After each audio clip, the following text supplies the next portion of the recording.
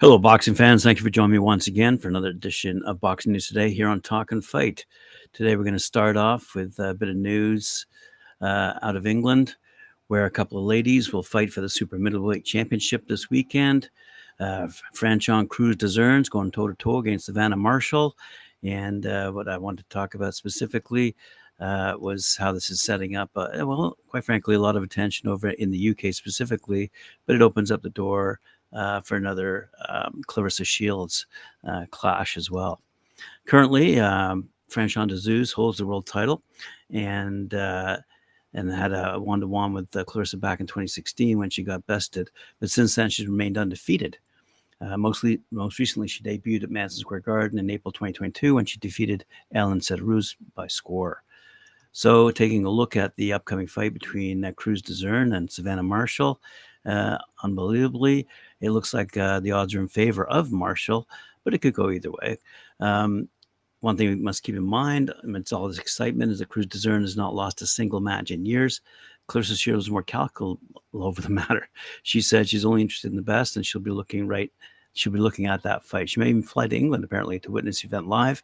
Whatever the outcome, this is sure to be one of the best fights of the summer in the women's divisions. Another exciting clash to look out for is George Kambosos and Maxie Hughes. They're set to square off in their highly anticipated boxing encounter as well over in Tokyo on the 25th of July. A few days after that event, we're going to see Stephen Fulton and Naya Inoue go toe-to-toe as well. Another great fight. Then in August, keep in mind, good old Jake Paul is re-entering the ring to face Nate Diaz. Definitely a gold mine for sport betting platforms, that's for sure. Anyway, we'll see how he does. Let's have a quick look and see what's on the undercard of that Savannah Marshall and Crews-Dezurn undercard. Looks like Zach Chelly's been added. Let's have a quick look here.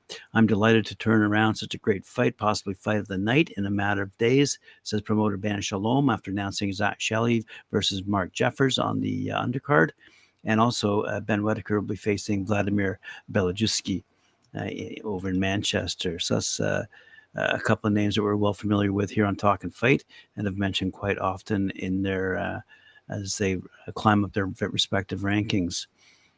Chelly had been set to challenge for the Commonwealth Super Middleweight title, but champion Hearn had to pull out with injury, and Jeffers had stepped in as replacement, while light heavyweight Whitaker, as I said, faces Belajuski. Jeffers, who's undefeated in 15 fights, should provide another dangerous challenge for Chelly, who boosted his reputation with a dominance point win over Anthony Sims back in February. And Whitaker, by the way, demolished Jordan Grant May, takes on Ireland-based Belajuski, a durable campaigner who has 3 times as many KO wins on his record as Whitaker has bouts. But, as I said, in the main event, Savannah Marshall challenges heavy-handed Franchon Crews-Dezurn for the undisputed super middleweight titles. Let's move along now to a couple of heavyweight pieces. Deontay Wilder has moved a significant step forward towards facing Andy Ruiz Jr. in what could be the heavyweight event of the summer, apparently. On the back of trainer Malik Scott saying Ruiz was now the main target, the Mexican-American accepted the advances from Wilder. Ruiz responded from a Dillian-White-esque "let's go" to Wilder as the pair reignited their sanctioned WBC final eliminator, with the winner who could possibly challenge Tyson Fury for his WBC belt.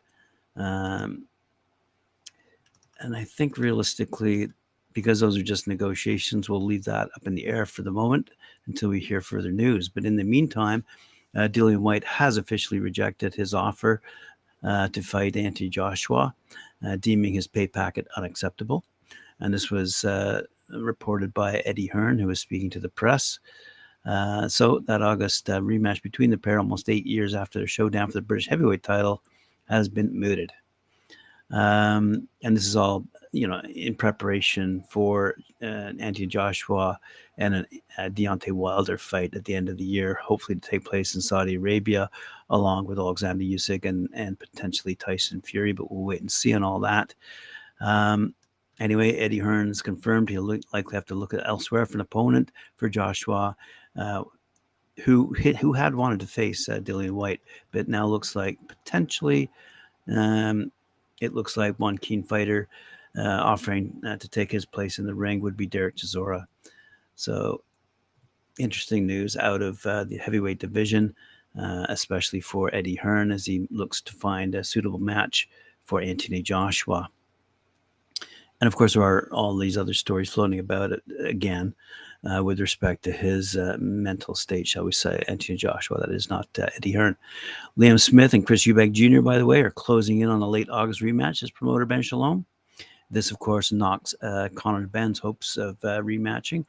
Liam Smith and Chris Eubank Jr. have been scheduled to face off on July 1st for a second bout at the AO Arena in Manchester, following Smith's stunning stoppage victory over Eubank Jr. in January.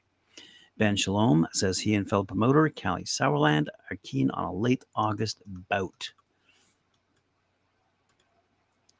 And that looks like it's yet to be confirmed, so we'll wait and see on that one.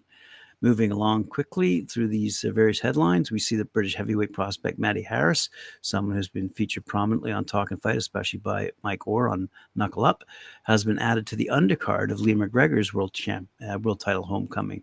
The 6'8" destroyer looks to become the first man to stop Kostyantin Dovbychenko when they collide at the Meadowbank Sports Centre in Edinburgh on July 21st.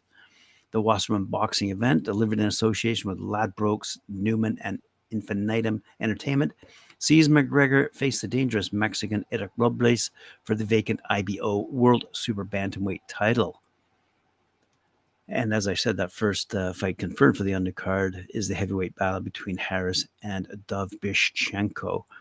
Harris has halted his last four opponents, and the 23-year-old delivered a shuddering statement of intent in front of Channel 5 cameras in the UK back in March when he took less than 30 seconds to wipe the floor with Milos Velicek. So there you go. I'm 19 stone, and with those 10-ounce gloves on, I hit people very hard, said Harris. Those gloves are unforgiving, especially when you're as explosive as I am. If he gets past the first round, then I'm getting him in the second. Good for you, Matty, and good luck. Bit of news out of BoxingNews24.com. Robert Siegel is reporting Edgar Berlanga wants to win in emphatic fashion to make a statement against Jason Quigley this Saturday, June 24th, in his debut with Matchroom at Madison Square Garden in New York. Remember, Berlanga was once represented by Top Rank. The unbeaten super middleweight Berlanga, 20-0, 60 knockouts, wants to show the fans and his new promoter, Eddie Hearn, that he's dangerous by knocking out the 32-year-old Quigley, who's 20-2, by the way, and who has been brought in for him to get a warm-up bout in after being inactive for the last 12 months. It's important for the 26-year-old Berlanga to look good against Quigley so that he can show Hearn he's ready to be matched against the undisputed super middleweight champ Canelo Alvarez, possibly in September or early next year. Ideally, Hearn would like to have Berlanga get a couple of fights under his belt to better prepare him for Canelo, but if he blitzes Quigley in the first round, it's quite possible he could be matched against the Mexican star in September. Canelo still doesn't have an opponent for his next fight, so it's a possibility he could get in the direction of Berlanga if he looks out of this world good against Quigley.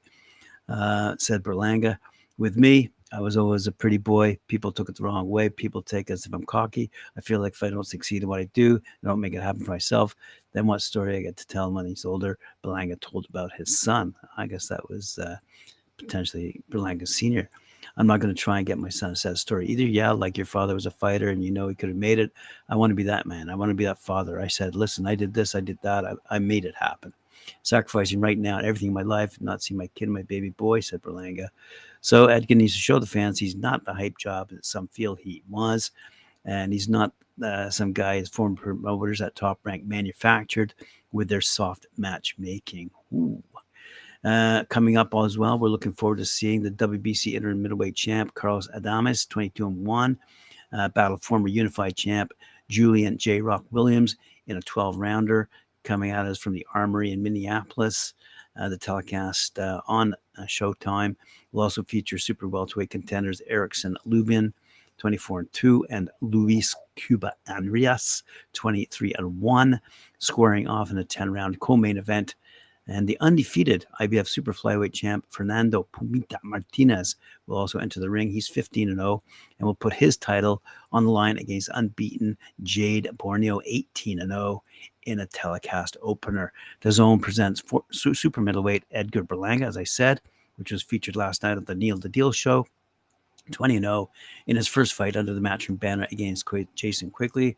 And also on that undercard, I wanted to point out heavyweight Adam Kaunaki, 20-3, 50 knockouts, faces Joe Cuzimano, 21-4 in a co-feature. And that's on DAZN.